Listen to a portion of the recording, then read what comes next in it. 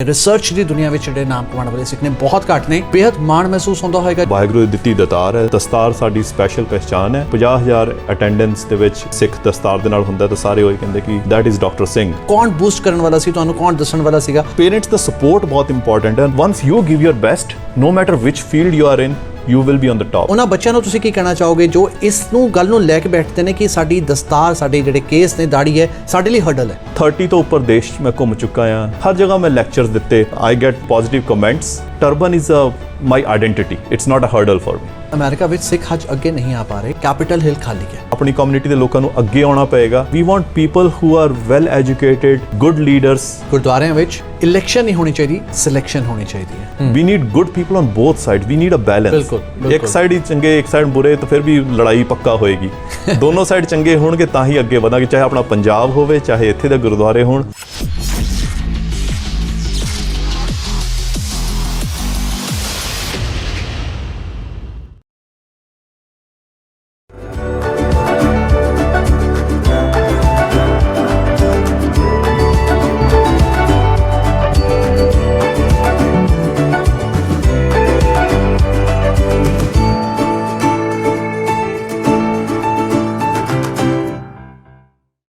ਸਤਿ ਸ਼੍ਰੀ ਅਕਾਲ, ਨਮਸਕਾਰ, ਆਦਾਬ। ਮੈਂ ਹਾਂ ਬਲਵਿੰਦਰ ਸਿੰਘ ਵਰਮਾਨੀ। ਪ੍ਰੋਗਰਾਮ ਸਿੱਖ ਹਾਈ ਫਲਾਇਰ ਵਿੱਚ ਇੱਕ ਵਾਰ ਫਿਰ ਤੁਹਾਡਾ ਬਹੁਤ-ਬਹੁਤ ਸਵਾਗਤ ਹੈ। ਅੱਜ ਸਿੱਖ ਹਾਈ ਫਲਾਇਰ ਬਹੁਤ ਹੀ ਖਾਸ ਹੋਣ ਵਾਲਾ ਹੈ ਕਿਉਂਕਿ ਅੱਜ ਮੈਂ ਪਹੁੰਚਿਆ ਹੋਇਆ ਦ ਓਹਾਇਓ ਸਟੇਟ ਯੂਨੀਵਰਸਿਟੀ ਕੋਲੰਬਸ ਵਿੱਚ, ਔਰ ਬਹੁਤ ਹੀ ਸੋਹਣਾ ਸ਼ਹਿਰ ਹੈ ਕੋਲੰਬਸ, ਔਰ ਬੜੀ ਹੀ ਉਮਦਾ ਯੂਨੀਵਰਸਿਟੀ, ਪੂਰੇ ਵਿਸ਼ਵ ਭਰ ਵਿੱਚ ਫੇਮਸ ਹੈ। ਔਰ ਅੱਜ ਸਾਡੇ ਨਾਲ ਵਰਲਡ ਫੇਮਸ ਸਾਇੰਟਿਸਟ ਵੀ ਸਾਡੇ ਨਾਲ ਮੌਜੂਦ ਨੇ। ਜੀ ਹਾਂ, ਹਰਪ੍ਰੀਤ ਸਿੰਘ ਜੀ ਐਸੋਸੀਏਟ ਪ੍ਰੋਫੈਸਰ ਨੇ department of physiology and cell biology ਵਿੱਚ। ਸੋ ਹਰਪ੍ਰੀਤ ਸਿੰਘ ਜੀ, ਬਹੁਤ-ਬਹੁਤ ਸਵਾਗਤ ਔਰ ਬਹੁਤ-ਬਹੁਤ ਧੰਨਵਾਦ ਸਾਡੇ ਨਾਲ ਆਪਣਾ ਕੀਮਤੀ ਸਮਾਂ ਸਾਨੂੰ ਦੇਣ ਦੇ ਲਈ। ਸਿੱਖ ਹਾਈ ਫਲਾਇਰ ਦਾ ਖਾਸ ਹਿੱਸਾ ਬਣਨ ਦੇ ਲਈ ਬਹੁਤ-ਬਹੁਤ ਸ਼ੁਕਰੀਆ। Thank you very much Balinder Singh Bharwani ji. Welcome to the Ohio State University Columbus and ਸਾਰਿਆਂ ਨੂੰ ਮੇਰੇ ਵੱਲੋਂ ਸਤਿ ਸ਼੍ਰੀ ਅਕਾਲ and welcome to the Sikh high flyer programme. ਬਿਲਕੁਲ, ਅਸੀਂ ਵੈਲਕਮ ਕਰਾਂਗੇ ਇਹਨਾਂ ਦਾ ਕਿਉਂਕਿ ਖਾਸ ਤੌਰ 'ਤੇ ਸਾਇੰਟਿਸਟ ਦੀ ਬੇहद ਜ਼ਰੂਰਤ ਹੈ। ਸਿੱਖ ਧਰਮ ਵਿੱਚ ਬਹੁਤ ਹੀ ਘੱਟ ਲੋਕ ਸਾਹਮਣੇ ਆਏ ਨੇ ਜੋ ਸਾਇੰਸ ਦੀ ਦੁਨੀਆ ਵਿੱਚ ਆਪਣਾ ਨਾਮ ਕਮਾ ਪਾਏ ਨੇ, ਔਰ ਅੱਜ ਹਰਪ੍ਰੀਤ ਸਿੰਘ ਜੀ ਨੇ ਸਾਨੂੰ ਆਪਣਾ ਕੀਮਤੀ ਸਮਾਂ ਦਿੱਤਾ ਹੈ ਕਿਉਂਕਿ ਇਹਨਾਂ ਦਾ ਸਮਾਂ, ਸਾਇੰਟਿਸਟ ਦਾ ਜਿਹੜਾ ਸਮਾਂ ਹੁੰਦਾ ਬਹੁਤ ਕੀਮਤੀ ਹੁੰਦਾ। ਸੋ ਫਟਾਫਟ ਇਹਨਾਂ ਨਾਲ ਗੁਫ਼ਤਗੂ ਕਰਦੇ ਹਾਂ ਕਿਉਂਕਿ ਇਹਨਾਂ ਨੇ ਬਹੁਤ ਸਾਰੀਆਂ ਰਿਸਰਚ ਸਾਡੇ ਲਈ ਕਰਨੀਆਂ ਨੇ, ਬਹੁਤ ਸਾਰੇ ਪ੍ਰੋਗਰਾਮਸ ਸਾਡੇ ਲਈ ਇਹ ਲੈ ਕੇ ਆਉਂਦੇ ਨੇ, ਔਰ ਉਸ ਤੋਂ ਬਾਅਦ ਹੀ ਵੈਕਸੀਨਸ ਵੀ ਬਣਦੀਆਂ ਨੇ, ਵਾਇਰਸ 'ਤੇ ਰਿਸਰਚ ਹੁੰਦੀ ਹੈ, ਹੋਰ ਵੀ ਬਹੁਤ ਕੁਛ ਮਸਾਲਾ ਇਹਨਾਂ ਦੇ ਕੋਲ ਹੈ ਜੋ ਅਸੀਂ ਕੱਢਣ ਦੀ ਕੋਸ਼ਿਸ਼ ਕਰਦੇ ਹਾਂ। ਸੋ ਹਰਪ੍ਰੀਤ ਸਿੰਘ ਜੀ, ਬਹੁਤ ਜ਼ਰੂਰੀ ਹੋ ਜਾਂਦਾ ਹੈ ਇਹ ਜਾਣਨਾ ਕਿ ਇੱਕ ਜਦੋਂ ਸਿੱਖ ਵਿਅਕਤੀ ਸਾਇੰਸ ਦੀ ਦੁਨੀਆ ਵਿੱਚ ਨਾਮ ਕਮਾਉਂਦਾ ਹੈ, ਇੱਕ ਮਾਣ ਵੀ ਮਹਿਸੂਸ ਹੁੰਦਾ ਹੈ ਕਿਉਂਕਿ ਬਹੁਤ ਸਾਰੇ ਲੋਕ ਜਿਹੜੇ ਨੇ ਵੱਖ-ਵੱਖ ਪ੍ਰੋਫੈਸ਼ਨਸ ਨੂੰ ਅਡੋਪਟ ਕਰਦੇ ਨੇ। ਕੋਈ IT ਇੰਡਸਟਰੀ ਵਿੱਚ ਜਾਂਦਾ ਹੈ, ਕੋਈ ਟਰੱਕਿੰਗ ਇੰਡਸਟਰੀ ਵਿੱਚ ਜਾਂਦਾ ਹੈ, ਕੋਈ ਲਾਇਰ ਬਣਦਾ ਹੈ, ਕੋਈ ਡਾਕਟਰ ਬਣਦਾ ਹੈ, ਲੇਕਿਨ ਜਿਹੜੇ ਸਾਇੰਸ ਦੀ ਦੁਨੀਆ ਵਿੱਚ ਨਾਮ ਕਮਾਉਣ ਵਾਲੇ ਜਿਹੜੇ ਸਿੱਖ ਨੇ ਬਹੁਤ ਘੱਟ ਨੇ। ਰਿਸਰਚ ਦੀ ਦੁਨੀਆ ਵਿੱਚ ਜਿਹੜੇ ਨਾਮ ਕਮਾਉਣ ਵਾਲੇ ਸਿੱਖ ਨੇ ਬਹੁਤ ਘੱਟ ਨੇ। ਬੇहद ਮਾਣ ਮਹਿਸੂਸ ਹੁੰਦਾ ਹੋਏਗਾ ਜਦੋਂ ਹਜ਼ਾਰਾਂ ਲੋਕਾਂ ਦੇ ਸਾਹਮਣੇ ਇੱਕ ਦਸਤਾਰਧਾਰੀ ਸਿੱਖ ਜਦੋਂ ਲੈਕਚਰ ਦਿੰਦਾ ਹੈ, ਬੱਚਿਆਂ ਨੂੰ ਪੜ੍ਹਾਉਂਦਾ ਹੈ ਔਰ ਰਿਸਰਚ ਵਿੱਚ ਇੱਕ ਅਵਲ ਨਾਮ ਖੱਟਦਾ ਹੈ। ਹਾਂਜੀ, of course and I am proud ਕਿ ਇਹਨੂੰ ਇਹ ਮੌਕਾ ਮਿਲਿਆ ਹੈ। ਵਾਹਿਗੁਰੂ ਦੀ ਦਿੱਤੀ ਦਤਾਰ ਹੈ। ਆਪਾਂ ਦਸਤਾਰ ਸਜਾ ਕੇ, whether it's American Heart Association conference, Society for Neuroscience ਔਰ ਬੇਸਿਕ ਕਾਰਡੀਓਵੈਸਕੂਲਰ ਔਰ ਬਾਇਓਫਿਜ਼ਿਕਸ, ਅਸੀਂ ਬਿਲਕੁਲ ਇਸ ਤਰ੍ਹਾਂ ਹੀ ਹਰ ਜਗ੍ਹਾ ਜਾਈਦਾ ਹੈ ਔਰ ਦਸਤਾਰ ਸਾਡੀ ਸਪੈਸ਼ਲ ਪਹਿਚਾਨ ਹੈ। ਔਰ 35 ਤੋਂ 40 50,000 ਅਟੈਂਡੈਂਸ ਦੇ ਵਿੱਚ ਇਕੱਲਾ ਜਿਹੜੇ ਸਿੱਖ ਦਸਤਾਰ ਦੇ ਨਾਲ ਹੁੰਦਾ ਤਾਂ ਸਾਰੇ ਉਹੀ ਕਹਿੰਦੇ ਕਿ that is doctor Singh and we all feel proud of it ਜੀ। And there are several colleagues here, Ohio State University ਵੀ, other places who are with turban, and there are several scientists, not as many as we would have anticipated ਜਾਂ ਜਿੰਨਾ ਚਾਹੀਦੇ ਆਪਣੀ community ਨੂੰ ਜਾਂ ਆਪਣੇ ਸਿੱਖ ਪਰਿਵਾਰ ਨੂੰ, ਬਟ ਹੈਗੇ ਆ। ਔਰ ਥੈਂਕ ਯੂ ਵੈਰੀ ਮਚ ਸਾਡੇ ਬਾਰੇ ਜਾਣਕਾਰੀ ਸ਼ੇਅਰ ਕਰਨ ਵਾਸਤੇ ਤੁਹਾਡੇ ਦਰਸ਼ਕਾਂ ਦੇ ਨਾਲ ਐਂਡ ਸਪੈਸ਼ਲੀ ਵਿਦ ਯੰਗਸਟਰਸ ਦੇ ਨਾਲ। ਬਹੁਤ ਜ਼ਰੂਰੀ ਹੈ ਕਿਉਂਕਿ ਯੰਗਸਟਰਸ ਨੂੰ ਦੱਸਣਾ ਕਿ ਜਦੋਂ ਕੋਈ ਸਿੱਖ ਪੱਗ ਪਾ ਕੇ, ਦਸਤਾਰ ਬਣ ਕੇ, ਦਸਤਾਰ ਸਜਾ ਕੇ ਜਦੋਂ ਨਿਕਲਦਾ ਹੈਗਾ, ਲੋਕੀ ਉਹਨੂੰ ਕਿਸ ਨਜ਼ਰ ਨਾਲ ਵੇਖਦੇ ਨੇ। ਤੁਹਾਡੇ ਜੇਕਰ ਥੋੜ੍ਹੇ ਜਿਹਾ ਮੈਂ ਪਿਛੋਕੜ ਬਾਰੇ ਪਹਿਲਾਂ ਜਾਣਨਾ ਚਾਹਾਂਗਾ ਤਾਂ ਅਸੀਂ ਇਸ ਇੰਟਰਵਿਊ ਨੂੰ ਅੱਗੇ ਵਧਾਵਾਂਗੇ। ਸਾਨੂੰ ਜ਼ਰੂਰ ਦੱਸੋ ਕਿ ਭਾਰਤ ਤੋਂ ਬਿਲੋਂਗ ਕਰਦੇ ਹੋ, ਕਿੱਥੋਂ ਬਿਲੋਂਗ ਕਰਦੇ ਹੋ ਔਰ ਓਹਾਇਓ ਵਿੱਚ ਕਦੋਂ ਆਏ? ਥੋੜ੍ਹੇ ਆਪਣੇ ਪਿਛੋਕੜ ਬਾਰੇ ਸਾਨੂੰ ਦੱਸੋ। ਹਾਂਜੀ ਜੀ, ਮੇਰਾ ਜਨਮ ਹੋਇਆ ਜੀ ਦਸੂਆ, ਪਿੰਡ ਓਡਰਾ, ਜ਼ਿਲ੍ਹਾ ਹੁਸ਼ਿਆਰਪੁਰ, ਪੰਜਾਬ ਦੇ ਵਿੱਚ। ਮੇਰੇ ਨਾਨਕੇ ਜੀ ਬਾਦਲਗੜ੍ਹ, ਰਤੀਏ ਦੇ ਲਾਗੇ ਛੋਟਾ ਜਿਹਾ ਪਿੰਡ ਆ ਜੀ। ਐਂਡ ਮੇਰੇ ਮਦਰ ਪ੍ਰਾਇਮਰੀ ਸਕੂਲ ਪੜ੍ਹੇ ਨੇ, ਫਾਦਰ ਸਾਹਿਬ 10ਵੀਂ ਪੜ੍ਹੇ, ਉਸ ਤੋਂ ਬਾਅਦ ਆਰਮੀ 'ਚ ਚਲੇ ਗਏ ਐਜ਼ ਅ ਸਿਪਾਹੀ ਐਂਡ ਆਨਰੀ ਕੈਪਟਨ ਰਿਟਾਇਰ ਹੋਏ ਨੇ। ਤਾਂ ਬੈਕਗਰਾਊਂਡ ਮੇਰਾ ਐਜੂਕੇਸ਼ਨ ਫੈਮਿਲੀ ਤੋਂ ਨਹੀਂ ਆ, ਸਾਡਾ ਮਿਲਟਰੀ ਫੈਮਿਲੀ ਸੀਗਾ ਐਂਡ ਫਾਦਰ ਸਾਹਿਬ ਦੇ ਨਾਲ ਅਸੀਂ ਕਾफ़ੀ ਜਗ੍ਹਾ ਘੁੰਮੇ, ਚਾਹੇ ਉਹ ਕਸ਼ਮੀਰ ਹੋਵੇ ਚਾਹੇ ਮੱਧ ਪ੍ਰਦੇਸ਼ ਹੋਵੇ। ਪਰ ਮੇਰੀ ਮਿਡਲ ਸਕੂਲ ਤੋਂ ਪੜ੍ਹਾਈ ਹੋਈ ਚੈਲ ਮਿਲਟਰੀ ਸਕੂਲ ਸ਼ਿਮਲਾ। ਉਸ ਤੋਂ ਬਾਅਦ ਫਿਰ ਨੈਸ਼ਨਲ ਡਿਫੈਂਸ ਅਕੈਡਮੀ ਸਿਲੈਕਸ਼ਨ ਹੋਇਆ ਸੀਗਾ, NDA 'ਚ SSB ਕਲੀਅਰ ਹੋਈ, ਲੇਕਿਨ ਮੈਡੀਕਲੀ ਅਨਫਿਟ ਹੋ ਗਏ। ਤਾਂ youngsters don't give up when you actually face some sort of hurdles. ਰੱਬ ਦਾ ਨਾਮ ਲਓ, ਅਗਲਾ ਸਟੈਪ। ਉੱਥੇ ਤੁਹਾਨੂੰ ਇਸੇ ਕਰਕੇ ਅੱਜ ਤੁਹਾਨੂੰ ਲੱਗਦਾ ਕਿ ਤੁਹਾਡਾ ਫਿਟਨੈਸ ਜਿਹੜਾ ਪਾਸ ਨਹੀਂ ਹੋਇਆ, ਕਿਉਂਕਿ ਤੁਸੀਂ ਇੱਥੇ ਮੱਲਾਂ ਮਾਰਨੀਆਂ ਸੀ, ਇਸ ਜਗ੍ਹਾ 'ਤੇ ਮੁਕਾਮ ਹਾਸਿਲ ਕਰਨਾ ਸੀ, ਐਸੋਸੀਏਟ ਪ੍ਰੋਫੈਸਰ ਬਣਨਾ ਸੀ ਔਰ ਅੱਗੇ ਹੁਣ ਪ੍ਰੋਫੈਸਰ ਵੀ ਬਣੋਗੇ, ਕਿਤੇ ਨਾ ਕਿਤੇ ਇੱਥੋਂ ਦੀ ਦੁਨੀਆ ਵਿੱਚ ਆਪਣਾ ਨਾਮ ਕਮਾਉਣਾ ਸੀ, ਇਸ ਕਰਕੇ ਸ਼ਾਇਦ ਉੱਥੇ ਤੁਹਾਡਾ ਨਾਮ ਨਹੀਂ ਚਮਕਿਆ। ਹਾਂਜੀ, ਕੁਛ ਵੀ ਜਿੱਦਾਂ ਰੱਬ ਨੇ ਮਿਹਰ ਕੀਤੀ, ਨਹੀਂ ਉੱਥੇ NDA 'ਚ ਕਾफ़ੀ ਹੱਥ ਪੈਰ ਮਾਰੇ ਕਿ ਮੈਡੀਕਲ ਕਿਸ ਤਰ੍ਹਾਂ ਕਲੀਅਰ ਹੋ ਜਾਏ, ਐਕਸਟੈਂਸ਼ਨਸ ਲੈ ਕੇ ਸਪੈਸ਼ਲ ਬੋਰਡਸ ਜਾਣਾ, ਕਦੀ ਪੂਨੇ ਕਦੀ ਦਿੱਲੀ। ਫਿਰ ਫਾਈਨਲੀ ਫਾਦਰ ਸਾਹਿਬ ਦੀ ਪੋਸਟਿੰਗ ਬੈਂਗਲੌਰ ਸੀ, ਤਾਂ ਆਪਾਂ ਬੈਂਗਲੌਰ ਅੰਡਰ ਗ੍ਰੈਜੂਏਸ਼ਨ ਕੀਤੀ ਸੈਂਟ ਜੋਸਫਸ ਕਾਲਜ ਬੈਂਗਲੌਰ 'ਚ ਜੀ। ਐਂਡ ਉਸ ਤੋਂ ਬਾਅਦ ਫਿਰ ਜੋਸਫਸ 'ਚ ਪੜ੍ਹਦੇ ਰਿਸਰਚ ਵੱਲ ਨੂੰ ਥੋੜ੍ਹਾ ਧਿਆਨ ਹੋਇਆ। ਪਹਿਲਾਂ ਮੇਰਾ ਰਿਸਰਚ ਸੀ ਬਟਰਫਲਾਈਜ਼ ਦੇ ਉੱਤੇ, ਜੋ ਕਿ ਅਸੀਂ ਜੰਮੂ ਜਾ ਕੇ ਐਂਡ ਬੈਂਗਲੌਰ ਜਾ ਕੇ ਬਟਰਫਲਾਈਜ਼ 'ਤੇ ਸਟੱਡੀਜ਼ ਕੀਤੀ। ਉਸ ਤੋਂ ਬਾਅਦ ਉੱਥੇ ਇਨਬੋਰਨ ਬਲਾਈਂਡ ਪੇਸ਼ੈਂਟ ਜਿਹੜੇ ਜਨਮ ਤੋਂ ਹੀ ਦੇਖ ਨਹੀਂ ਸਕਦੇ, ਉਹ ਬੱਚਿਆਂ 'ਤੇ ਰਿਸਰਚ ਕੀਤੀ ਜੀ। ਤਾਂ ਰਿਸਰਚ 'ਚ ਬੜਾ ਫਿਰ ਦਿਲ ਲੱਗ ਗਿਆ। ਫਿਜ਼ੀਕਲੀ ਥੋੜ੍ਹਾ ਜਿਹਾ ਮੁਸ਼ਕਿਲ ਸੀਗੀ ਕਿਉਂਕਿ ਕਿਡਨੀ ਸਟੋਨ ਸੀਗੇ ਐਂਡ ਆਪਰੇਸ਼ਨ ਵਗੈਰਾ ਹੋਏ ਤਾਂ ਇੰਨਾ ਫਿਜ਼ੀਕਲ ਨਹੀਂ ਘੁੰਮ ਸਕਦੇ ਸੀ ਉਸ ਲਈ, but I kept on focusing on research side. Masters ਵੀ ਬੈਂਗਲੌਰ ਤੋਂ ਹੀ ਕੀਤੀ ਔਰ ਉੱਥੇ National Centre for Biological Sciences ਹੈ ਬੈਂਗਲੌਰ 'ਚ, ਜੋ ਟਾਟਾ ਇੰਸਟੀਚਿਊਟ ਦਾ ਇੱਕ ਇੰਸਟੀਚਿਊਟ ਹੈ ਰਿਸਰਚ ਦਾ ਇੰਸਟੀਚਿਊਟ। ਉੱਥੋਂ ਫਿਰ ਆਇਓਨ ਚੈਨਲਸ ਯਾਨੀ ਕਿ ਇਲੈਕਟ੍ਰੋਫਿਜ਼ੀਓਲੋਜੀ ਵੱਲ ਥੋੜ੍ਹਾ ਜਿਹਾ ਧਿਆਨ ਗਿਆ ਜੀ। And very inspiring professor Matthew ਦੇ ਨਾਲ ਕੰਮ ਕਰਦੇ ਹੁੰਦੇ ਸੀ ਆਪਾਂ। ਰਾਤ ਨੂੰ ਉੱਥੇ ਹੀ ਸੋਈਦਾ ਸੀਗਾ ਸੈਮੀਨਾਰ ਹਾਲ 'ਚ। ਅੱਜ ਵੀ ਅਸੀਂ NCBS ਜਾਈਦਾ ਲੈਕਚਰ ਦੇਣ ਤੋਂ ਪੱਕਾ ਮੈਂਸ਼ਨ ਕਰੀਦਾ ਸੈਮੀਨਾਰ 'ਚ ਕਿ we use to sleep in this hall. And ਉੱਥੋਂ ਫਿਰ ਪ੍ਰੋਫੈਸਰ ਮੈਥਿਊ ਨਾਲ ਕੰਮ ਕਰਦੇ ਕਰਦੇ ਪਤਾ ਲੱਗਾ ਕਿ ਆਇਓਨ ਚੈਨਲਸ ਕੀ ਹੁੰਦੇ ਆ। ਆਪਾਂ ਪੇਂਡੂ ਬੰਦੇ ਆ, ਸਾਨੂੰ ਪਤਾ channels are water channel which bring water from the river to our fields ਜੀ ਜੀ, ਜਿਹੜੇ ਛੋਟੀਆਂ ਨਹਿਰਾਂ ਜਾਂ ਫਿਰ ਸੂਏ ਵੀ ਕਹਿ ਦਿੰਦੇ ਆ ਬਾਦਲਗੜ੍ਹ ਵੱਲ। ਤਾਂ ਉਹ ਹੁਣ ਆਪਾਂ ਆਇਓਨ ਚੈਨਲ 'ਤੇ ਕੰਮ ਕਰਦੇ। ਦੀਜ਼ ਆਰ ਦ ਪ੍ਰੋਟੀਨਸ ਜਿਹੜੇ ਕਿ ਆਇਓਨਸ ਕੰਡਕਟ ਕਰਦੇ ਆ। ਤਾਂ ਬੜਾ ਇੰਟਰਸਟ ਹੋਇਆ ਆਇਓਨ ਚੈਨਲਸ, ਇਲੈਕਟ੍ਰੋਫਿਜ਼ੀਓਲੋਜੀ, ਕਿੱਦਾਂ ਆਪਾਂ ਸੈੱਲ ਦੇ ਅੰਦਰ 2 ਇਲੈਕਟ੍ਰੋਡਸ ਪਾ ਕੇ ਉੱਤੋਂ ਕਰੰਟ ਰਿਕਾਰਡ ਕਰ ਸਕਦੇ ਹਾਂ। ਉੱਧਰੋਂ ਫਿਰ University of Edinburgh Medical School United Kingdom 'ਚ ਉਹਨਾਂ ਨੇ ਮੈਨੂੰ ਫੁੱਲ ਸਕਾਲਰਸ਼ਿਪ ਦਿੱਤੀ PhD ਵਾਸਤੇ। ਉੱਥੇ ਪਹੁੰਚ ਕੇ PhD ਕੀਤੀ with doctor Richard Ashley and professor Michael cousin. ਔਰ ਉੱਥੇ ਵੀ ਮੈਂ ਕਲੋਰਾਈਡ ਚੈਨਲਸ 'ਤੇ ਕੰਮ ਕੀਤਾ and I was the first one two do structure function biophysical characterization of cliques or chloride channels and ਉਸ ਤੋਂ ਬਾਅਦ ਫਿਰ ਮੈਂ ਫੈਲੋਸ਼ਿਪ ਕਰਨ ਵਾਸਤੇ University of California Los Angeles 'ਚ ਆ ਗਿਆ, ਡਿਪਾਰਟਮੈਂਟ ਆਫ ਐਨਸਥੀਸੀਓਲੋਜੀ 'ਚ। ਉੱਥੇ ਮੈਂ ਪ੍ਰੋਫੈਸਰ ਐਨਰੀਕੋ ਸਟੈਫੈਨੀ, ਪ੍ਰੋਫੈਸਰ ਲੀਗੀਆ ਟੋਰੋ ਦੇ ਨਾਲ ਪਹਿਲੀ potassium channel right up to the molecular level discover ਕੀਤੀ ਇਨ ਮਾਈਟੋਕੌਂਡਰੀਅਲ ਇਨਰ ਮੈਮਬ੍ਰੇਨ ਜੀ। ਉੱਥੇ ਕਰਦੇ ਕਰਦੇ ਮੈਂ ਹਰ ਇੱਕ ਕਾਨਫਰੰਸ ਜਿੱਥੇ ਵੀ ਜਾਣਾ, ਬਿਲਕੁਲ ਇਸ ਤਰ੍ਹਾਂ ਪੱਗ 'ਚ ਜਾਈਦਾ ਆਪਾਂ ਐਂਡ ਆਪਣਾ ਪ੍ਰੈਜੈਂਟੇਸ਼ਨਸ ਦੇਣੀਆਂ, ਚਾਹੇ ਸੈਮੀਨਾਰਸ। ਇੱਕ ਦੋ ਕਾਨਫਰੰਸਾਂ 'ਚ ਮੈਂ ਇੱਕ ਸੈਮੀਨਾਰ ਦਿੱਤਾ, I just change my jacket and give another seminar back to back in an international conference. I still remember that ਜੀ। ਐਂਡ ਫਿਰ ਉੱਥੋਂ ਮੈਨੂੰ ਪ੍ਰੋਫੈਸਰਸ ਨੇ ਇਨਕਰੇਜ ਕੀਤਾ ਕਿ look Harpreet, you can actually become a professor in the US and become a scientist here. ਮੇਰਾ ਤਾਂ ਖਿਆਲ ਸੀ ਕਿ ਮੈਂ ਵਾਪਸ ਆਪਣੇ ਦੇਸ਼ ਜਾ ਕੇ ਉੱਥੇ ਸੇਵਾ ਕਰੀਏ, ਪੰਜਾਬ ਜਾਈਏ ਜੀ। ਬਟ ਕਿਸਮਤ ਸੀ ਕਿ ਸਾਨੂੰ ਇੱਥੇ ਹੀ ਆਫਰ ਖੁਦ ਪ੍ਰੋਫੈਸਰਾਂ ਨੇ, ਖੁਦ ਵੱਡੇ ਵੱਡੇ ਸਾਇੰਟਿਸਟਾਂ ਨੇ ਇਨਕਰੇਜ ਕੀਤਾ ਕਿ ਤੁਸੀਂ ਇੱਥੇ ਜ਼ਰੂਰ ਸਾਡੇ ਕੋਲ ਆਓ ਔਰ ਇੱਥੇ ਕੰਮ ਕਰੋ। ਐਂਡ ਜਿੱਦਾਂ ਲਿਖਿਆ ਫਿਰ ਆਪਾਂ ਫਿਲਾਡੈਲਫੀਆ 'ਚ ਲੈਬ ਸ਼ੁਰੂ ਕੀਤੀ ਇਨ 2013 ਵੇਅਰ। ਪਰ ਇਸ ਪੂਰੇ ਸਫ਼ਰ ਦਾ ਜੇਕਰ ਅਸੀਂ ਗੱਲ ਕਰੀਏ, ਸਟਰਗਲ ਦੀ ਗੱਲ ਕਰੀਏ, ਸਟਰਗਲ ਕਿੰਨੀ ਕੁ ਰਹੀ? ਕਿਉਂਕਿ ਜਿਵੇਂ ਹੁਣ ਹਰਪ੍ਰੀਤ ਸਿੰਘ ਜੀ ਦੱਸਿਆ ਹੈ ਕਿ ਇਹਨਾਂ ਦੀ ਮਾਤਾ ਜੀ ਪ੍ਰਾਇਮਰੀ ਪੜ੍ਹੇ ਹੋਏ ਨੇ ਸਿਰਫ, ਪਿਤਾ ਜੀ ਦੀ ਗੱਲ ਕਰੀਏ ਸਿਰਫ 10th ਪਾਸ ਨੇ ਔਰ ਉਸ ਤੋਂ ਬਾਅਦ ਸੂਬੇਦਾਰ ਨੇ, ਆਰਮੀ ਵਿੱਚ ਸੇਵਾਵਾਂ ਦੇ ਚੁੱਕੇ ਨੇ।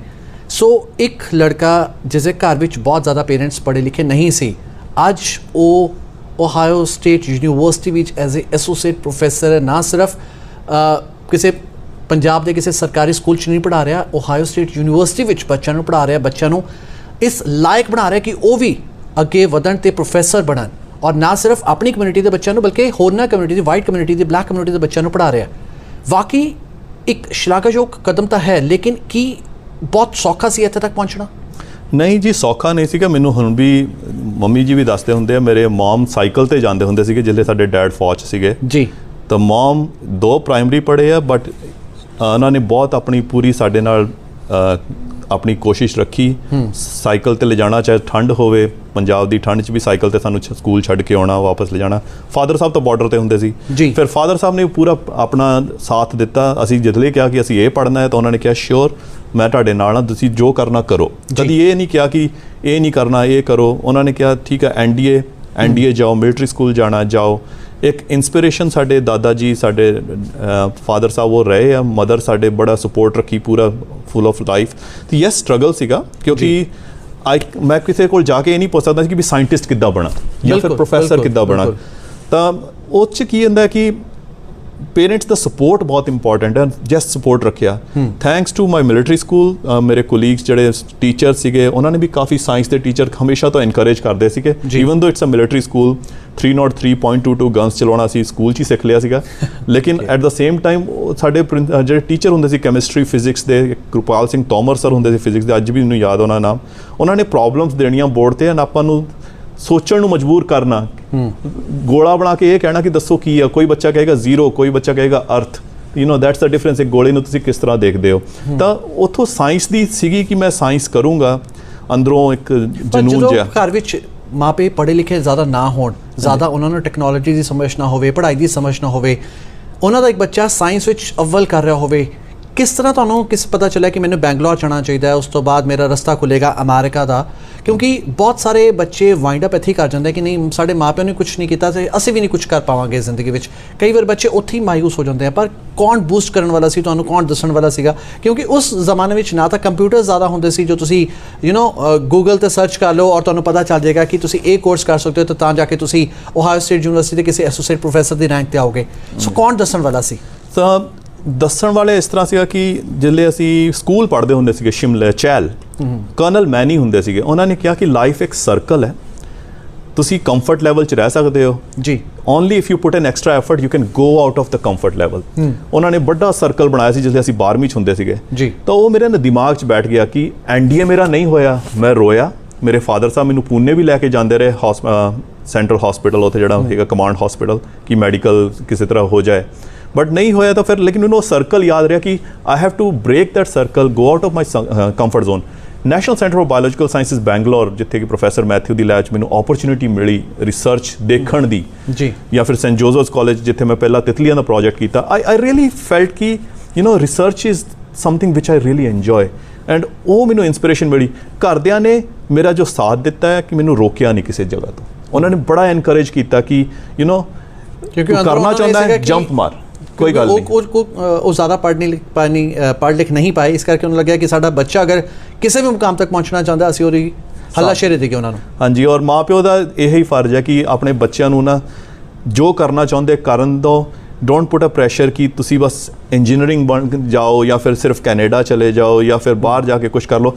ਫੋਕਸ ਇਜ਼ ਤੁਸੀਂ ਕੈਨੇਡਾ ਵੀ ਆਓ, MA in history ਕਰਨ now, but go to Harvard University in US. Go to the best possible place in your life, to UCLA or to Penn or anywhere. Once you give your best, no matter which field you are in, you will be on the top.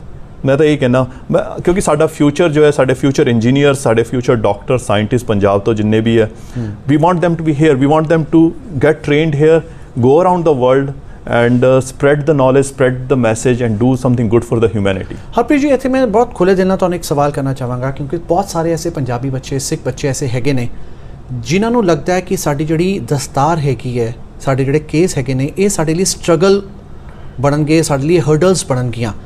ਪਰ ਤੁਸੀਂ ਇੱਕ ਬਹੁਤ ਚੰਗਾ ਮੁਕਾਮ ਹਾਸਿਲ ਕੀਤਾ ਹੈ, being as a scientist. ਤੁਸੀਂ ਬਹੁਤ ਸੋਹਣੀ ਦਸਤਾਰ ਵੀ ਸਜਾਈ ਹੋਈ ਹੈ, ਬਹੁਤ ਤਰੀਕੇ ਨਾਲ ਤੁਸੀਂ ਕੇਸ ਕੀ ਵੀ ਸੰਭਾਲੀ ਹੋਈ ਹੈ। ਤੁਹਾਨੂੰ ਕਦੀ ਐਸਾ ਲੱਗਿਆ ਕਿ ਇਹ ਮੇਰੇ ਲਈ ਹਰਡਲ ਆ ਸਕਦੇ ਨੇ? ਜਾਂ ਉਹਨਾਂ ਬੱਚਿਆਂ ਨੂੰ ਤੁਸੀਂ ਕੀ ਕਹਿਣਾ ਚਾਹੋਗੇ ਜੋ ਇਸ ਨੂੰ ਗੱਲ ਨੂੰ ਲੈ ਕੇ ਬੈਠਦੇ ਨੇ ਕਿ ਸਾਡੀ ਦਸਤਾਰ, ਸਾਡੇ ਜਿਹੜੇ ਕੇਸ ਨੇ, ਦਾੜੀ ਹੈ, ਸਾਡੇ ਲਈ ਹਰਡਲ ਹੈ? ਬਹੁਤ ਹੀ ਵਧੀਆ ਸਵਾਲ ਹੈ। ਮੈਂ ਇਨਫੈਕਟ ਚਾਹੇ ਬੈਂਗਲੌਰ ਹੋਵੇ, ਚਾਹੇ ਲਾਸ ਐਂਜਲਸ, ਫਿਲਾਡੈਲਫੀਆ, 30 ਤੋਂ ਉੱਪਰ ਦੇਸ਼ ਮੈਂ ਘੁੰਮ ਚੁੱਕਾ ਹਾਂ। I have given seminars in special places, ਚਾਹੇ ਉਹ ਡੈਨਮਾਰਕ ਦੀ ਰਾਇਲ ਸੁਸਾਇਟੀ ਹੋਵੇ, ਚਾਹੇ ਉਹ ਯੂਨੀਵਰਸਿਟੀ ਕਾਲਜ ਲੰਡਨ ਹੋਵੇ, ਚਾਹੇ ਉਹ MIT ਹੋਵੇ, ਹਰ ਜਗ੍ਹਾ ਮੈਂ ਲੈਕਚਰਸ ਦਿੱਤੇ ਵਿਦ ਦਿਸ ਟਰਬਨ। ਐਂਡ चाहे before lecture, after lecture, during the lecture, मेरी ये रिकोगनीशन सीगी। और students were more approachable because उन्होंने लगा कि यार we can recognize this is the professor who was giving a talk and who gave that seminar, let's go and ask him the question. The turban was more of a symbol to identify a scientist who works on this field and we can go and approach. मैं director of physiology ਇੱਥੇ ਰਿਹਾ ਪਿਛਲੇ ਸਾਲ and ਮੇਰੇ class ਦੇ ਵਿੱਚ 325 ਬੱਚੇ ਸੀਗੇ ਐਂਡ 325 ਬੱਚੇ ਆਈ ਥਿੰਕ ਅੱਜ ਤੱਕ ਮੈਨੂੰ ਕੋਈ ਪ੍ਰੋਬਲਮ ਨਹੀਂ ਹੋਈ। 325 ਸਾਰੇ ਆਲ ਓਵਰ ਦ ਵਰਲਡ ਸਾਡੇ ਕੋਲ ਓਹਾਇਓ ਸਟੇਟ ਯੂਨੀਵਰਸਿਟੀ 'ਚ ਹੁੰਦੇ ਆ और सारे पढ़ाया। I get really positive comments and I don't feel कि मैनू टर्बन दे नाल कुछ भी इनिवेशन। मैं तो टर्बन का कलर यूज़ करदा बच्चों नू मैमरी लर्निंग एंड मैमरी सिखाउण वास्ते। मेरे एग्जाम्स दे विच क्वेश्चन हुंदे डॉक्टर सिंह दे नाम तो कि doctor Singh is running on a mountain, how much oxygen he will consume. So yes, I use my turban to tell everyone कि this is what I am and I do my science in the best possible way which I can think about, and turban is my identity. It's not a hurdle for me. नहीं, बहुत ਵਧੀਆ ਤਰੀਕੇ ਨਾਲ ਤੁਸੀਂ ਇਸ ਸਵਾਲ ਦਾ ਜਵਾਬ ਦਿੱਤਾ ਹੈ। ਪਰ ਕਿਤੇ ਨਾ ਕਿਤੇ ਬੱਚਿਆਂ ਨੂੰ ਲੱਗਦਾ ਹੈ ਕਿ ਅਮਰੀਕਾ ਐਸੀ ਦੁਨੀਆ ਹੈ ਜਿੱਥੇ ਡਾਲਰਸ ਪੇੜਾਂ ਨਾਲ ਲੱਗੇ ਹੋਏ ਨੇ, ਦਰਖਤਾਂ ਨਾਲ ਲੱਗੇ ਹੋਏ ਨੇ, ਜਾਵਾਂਗੇ ਤੋੜ ਲਾਂਗੇ। ਕਿ ਵਾਕਈ ਇੰਨੇ ਸੌਖੇ ਹੈਗੇ ਨੇ ਇੱਥੇ ਡਾਲਰ ਕਮਾਣੇ? ਉਹਨਾਂ ਬੱਚਿਆਂ ਨੂੰ ਕੀ ਕਹਿਣਾ ਚਾਹੋਗੇ? ਕਿਉਂਕਿ ਉਹਨਾਂ ਨੂੰ ਲੱਗਦਾ ਕਿ ਸਾਡੇ ਪਿਓ ਦਾਦਿਆਂ ਦੀਆਂ ਨਾ ਜਾਇਦਾਦਾਂ ਪਈਆਂ ਨੇ, ਇੱਕ ਕਿਲਾ ਵੇਚ ਲਾਂਗੇ, ਜ਼ਮੀਨ ਦੇ ਟੁਕੜੇ ਵੇਚ ਦਾਂਗੇ ਜਾਂ ਘਰ ਨੂੰ ਗਿਰਵੀ ਰੱਖ ਲਾਂਗੇ, ਲੱਖਾਂ ਰੁਪਏ ਖਰਚ ਕੇ ਕਿਸੇ ਨਾ ਕਿਸੇ ਤਰੀਕੇ ਨਾਲ, ਫਿਰ ਭਾਵੇਂ ਲੀਗਲ ਜਾਂ ਫਿਰ ਇਲੀਗਲ ਤਰੀਕੇ ਨਾਲ ਬਾਰਡਰ ਪਾਰ ਕਰਕੇ ਆ ਜਾਓ, ਅਸੀਂ ਕੁਛ ਨਾ ਕੁਛ ਤਾਂ ਕਰ ਹੀ ਲਾਂਗੇ। ਕਿ ਵਾਕਈ ਇੰਨਾ ਸੌਖਾ ਹੈ ਇੱਥੇ ਸੈਟਲ ਹੋਣਾ? ਨਹੀਂ ਜੀ, ਇੰਨਾ ਸੌਖਾ ਨਹੀਂ ਹੈ ਸੈਟਲ ਹੋਣਾ। ਐਜ਼ ਅ ਸਾਇੰਟਿਸਟ ਮੈਂ ਦੱਸ ਸਕਦਾ ਹਾਂ, ਅਸੀਂ ਜਿਸਲੇ ਗ੍ਰੀਨ ਕਾਰਡ ਲਈ ਅਪਲਾਈ ਕਰੀਦਾ ਸੀ EB1A ਕੈਟੇਗਰੀ ਲਈ ਅਪਲਾਈ ਕਰੀਦਾ, which is normally we get green card in 6 months, but waiting period is so long to become a citizen, it takes another 5 years। तो सौखा कुछ भी नहीं है।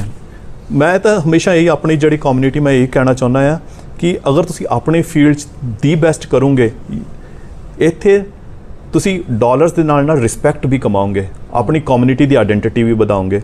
अज तुसी अपने ऑफिस च बैठे हो, 4 बंदे जिहड़े आस पास तुहाडे खड़े आ, और तुहानूं डॉक्टर सिंह करके ही बुलाउणगे और तुहाडी रिस्पैक्ट रखणगे और तुहाडे नाल बिल्कुल तरीके नाल पेश आउणगे। और वही आपां नूं चाहीदा, बिकॉज यू नो पैसे तो कमा सकते हो, तुसीं किसी भी प्रोफैशन च कमा सकते हो। रिस्पैक्ट, आइडेंटिटी, अज तो 100 साल बाद will someone remember that doctor Singh used to work at Ohio State University? I am certain yes, क्योंकि जिहड़ी मैं रिसर्च की है, जो मेरी डिस्कवरीज है, they are going to stay here, they are going to make an impact on the society, and लोगों ਨੂੰ याद रहेगा कि हाँ भी कोई सीगा। तो मेरा तो हमेशा यही सलाह रहती है टू यंगस्टर्स, पैसे दे नाल नाम, identity and do something for the community. और वो इस तरह ही हो सकता when you are the best in your field।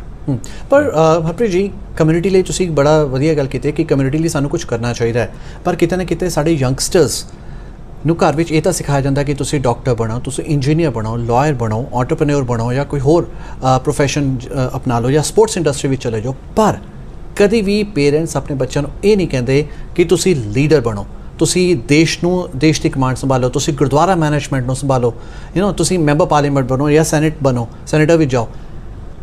ਕੀ ਬੱਚਿਆਂ ਨੂੰ ਅੱਜ ਇਸ ਦੀ ਜ਼ਰੂਰਤ ਹੈਗੀ ਹੈ? ਸਾਨੂੰ ਸਿੱਖ ਭਾਈਚਾਰੇ ਵਿੱਚ ਇਸ ਗੱਲ ਨੂੰ ਫੈਲਾਉਣ ਦੀ ਜ਼ਰੂਰਤ ਹੈਗੀ ਹੈ? ਤੁਹਾਨੂੰ ਲੱਗਦਾ ਹੈ ਕਿ ਸਾਡੇ ਜਿਹੜੇ ਬੱਚੇ ਹੈਗੇ ਨੇ, ਜਿਵੇਂ ਸਾਇੰਟਿਸਟ ਦੇ ਤੁਸੀਂ ਤੌਰ 'ਤੇ ਬਣੇ ਹੋ, ਸਾਡੇ ਬੱਚਿਆਂ ਨੂੰ ਅੱਗੇ ਦਸਤਾਰ ਲੈ ਕੇ ਜਾਣੀ ਚਾਹੀਦੀ ਹੈ ਔਰ ਦੇਸ਼ ਦੇ ਲਈ, ਇਹ ਨਹੀਂ ਆਰਮੀ ਦੀ ਗੱਲ ਨਹੀਂ ਕਰ ਰਿਹਾ, ਦੇਸ਼ ਦੇ ਲਈ, ਦੇਸ਼ ਵਿੱਚ ਦਾ ਲੀਡਰ ਬਣ ਕੇ ਉਸਦੀ ਕਮਾਂਡ ਸੰਭਾਲਣ ਦੀ ਲੋੜ ਹੈ?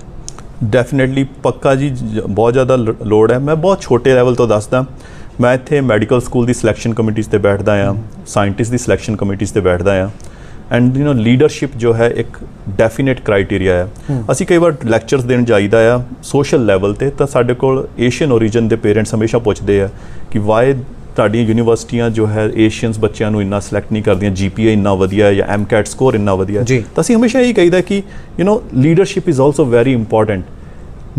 You don't have to be just the leader of your country, you can be leader of your society.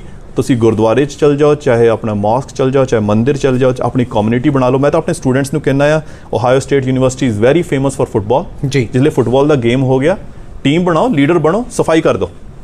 ਬਹੁਤ ਗੰਦ ਪਾ ਜਾਂਦੇ ਸਾਰੇ, ਤਾਂ ਸਫਾਈ, leadership starts from the grass root. ਸਾਡੇ ਪੇਰੈਂਟਸ, ਜਿੱਦਾਂ ਮੇਰੇ ਫਾਦਰ ਸਾਹਿਬ ਆ, ਉਹਨਾਂ ਨੇ ਹਮੇਸ਼ਾ ਇਨਕਰੇਜ ਕੀਤਾ ਸਾਨੂੰ ਲੀਡਰਸ਼ਿਪ ਪੋਜੀਸ਼ਨਸ ਦੇ ਲਈ। ਮੈਂ ਸਕੂਲ ਐਡਜੂਟੈਂਟ ਹੁੰਦਾ ਸੀਗਾ ਚੈਲ 'ਚ, ਤਾਂ ਸਾਨੂੰ ਬਚਪਨ ਤੋਂ ਹੀ ਲੀਡਰਸ਼ਿਪ ਦੇ ਲਈ ਕਾਫੀ ਇਨਸਪਾਇਰ ਕੀਤਾ, ਥੈਂਕਸ ਟੂ ਮਾਈ ਪੇਰੈਂਟਸ।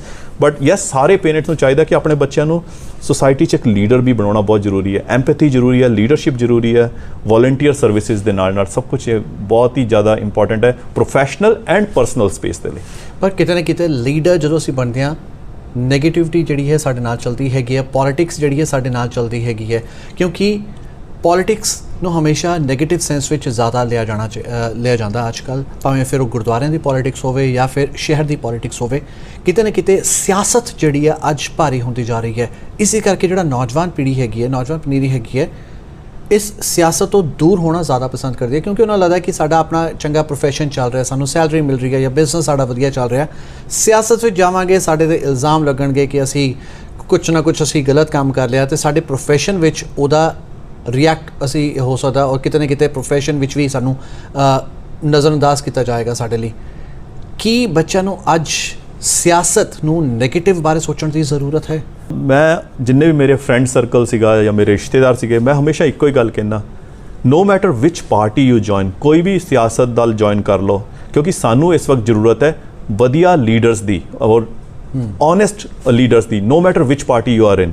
ਤੁਸੀਂ ਕਿਸੇ ਵੀ ਪਾਰਟੀ ਨੂੰ ਜੁਆਇਨ ਕਰੋ, if you are honest, you are a good leader, you are the achiever, ਦੇਸ਼ ਦੀ ਤਰੱਕੀ ਹੋਏਗੀ, ਸੁਸਾਇਟੀ ਦੀ ਤਰੱਕੀ ਹੋਏਗੀ। ਮਾੜਾ ਲੀਡਰ ਕਿਸੇ ਵੀ ਪਾਰਟੀ ਚੱਲ ਜਾਏ, ਉਹ ਦੇਸ਼ ਨੂੰ ਡੁਬੋਏਗਾ, ਆਪਣੀ ਸੁਸਾਇਟੀ ਨੂੰ ਡੁਬੋਏਗਾ। ਚਾਹੇ ਜਿੰਨੇ ਵੀ ਮੇਰੇ ਫਰੈਂਡ ਸੀ, ਮੈਂ ਸਾਰਿਆਂ ਨੂੰ ਇਹ ਕਿਹਾ, you know, I don't care what is your political ideology, if you are really good, please go contribute, because that's where we can make a difference, and we will make a difference only if we take a step। ਅਸੀਂ ਆਪਣਾ step ਚੱਕੀਏ, join ਕਰੀਏ ਔਰ ਆਪਣਾ contribution ਕਰੀਏ, rather than blaming, because ਅਗਰ ਆਪਾਂ ਹੀ ਅੱਗੇ ਨਹੀਂ ਆਵਾਂਗੇ ਤਾਂ ਜਿਹੜੇ ਬੰਦੇ ਅੱਗੇ ਆ ਰਹੇ ਆ ਤਾਂ they are sometimes useless, sorry to say that some of the people are really useless। and America ਵਿੱਚ ਕਿਉਂ ਨਹੀਂ ਅੱਗੇ ਆ ਪਾ ਰਹੇ ਸਿੱਖ? ਕਿਉਂਕਿ ਅਸੀਂ ਪੰਜਾਬ ਦੀ ਉਸੇ ਗੱਲ ਕੀਤੀ, ਚਲੋ ਪੰਜਾਬ ਤਾਂ ਹੈ ਹੀ ਸਿੱਖਾਂ ਦਾ, ਲੇਕਿਨ ਕਿਤੇ ਨਾ ਕਿਤੇ ਅਮਰੀਕਾ ਵਿੱਚ ਦੇਖੀਏ ਤਾਂ ਅਮਰੀਕਾ ਵਿੱਚ ਸਿੱਖ ਅੱਜ ਅੱਗੇ ਨਹੀਂ ਆ ਪਾ ਰਹੇ। ਕਿਤੇ ਨਾ ਕਿਤੇ ਇੱਕੋ ਜਗ੍ਹਾ 'ਤੇ 4-4 ਲੋਕ ਲੜ ਰਹੇ ਜ਼ਰੂਰ ਰਹੇ ਹੁੰਦੇ ਨੇ, ਆਪਸ 'ਚ ਕੰਪੀਟੀਸ਼ਨ ਕਰ ਰਹੇ ਹੁੰਦੇ ਨੇ, ਪਰ ਵੋਟਾਂ ਇੱਕ ਨੂੰ ਵੀ ਨਹੀਂ ਪੈਂਦੀਆਂ, ਵੋਟਾਂ ਕੋਈ ਹੋਰ ਕਮਿਊਨਿਟੀ ਦਾ ਲੈ ਜਾਂਦਾ। ਦੂਸਰੀ ਗੱਲ, ਜਦੋਂ ਅਸੀਂ ਕੈਨੇਡਾ ਵੱਲ ਦੇਖਦੇ ਹਾਂ, ਕੈਨੇਡਾ ਵਿੱਚ ਬਹੁਤ ਸਾਰੇ ਸਿੱਖ ਅੱਗੇ ਆਏ ਨੇ ਔਰ ਮੈਂਬਰ ਪਾਰਲੀਮੈਂਟ ਚੁਣ ਕੇ ਅੱਜ ਪਾਰਲੀਮੈਂਟ ਵਿੱਚ ਵੀ ਬੈਠੇ ਹੋਏ ਨੇ ਸੀਟਸ 'ਤੇ, ਲੇਕਿਨ ਅਮਰੀਕਾ ਵਿੱਚ ਕੈਪੀਟਲ ਹਿਲ ਖਾਲੀ ਹੈ। ਹਾਂਜੀ, ਸੋ again I think I used to think about the same problem कि कनाडा च इन्ने सारे मैंबर ऑफ पार्लीमेंट है, in other countries also, Singapore च भी सीगे, आई थिंक मलेशिया च भी सीगे, तो यूएस च क्यों एक ड्राउट है? I think our community here is not that coherent as we wish. But मैं अपना ही तुसीं कहते हो फिर why are you not doing anything? Ohio State University च इलैक्शन सीगे सैनेट लैवल दे, I stood and I actually won the election with a turban. I got quite a lot of votes, and मैं इत्थे Ohio State University senator हाँ, and I have a say in the governance of the university to make rules and regulations। तो अपने level ते yes, I started at this level, but again अपनी community दे लोकां नूं अगे आउणा पएगा to show your face to the society first, और उस तो बाद फिर election च भी खड़े होंगे। and I think turban will be an advantage for us rather than a disadvantage। मैनूं तो ये लगता है क्योंकि Ohio State University 100,000 plus ਸਾਡਾ ਕਰਾਊਡ ਹੈ, ਉਹਦੇ ਵਿੱਚ ਵੀ ਅਗਰ ਇੱਕ ਟਰਬਨ ਵਾਲਾ ਬੰਦਾ ਸੈਨੇਟਰ ਬਣ ਰਿਹਾ ਹੈ ਤਾਂ I think people really support us rather than opposing us.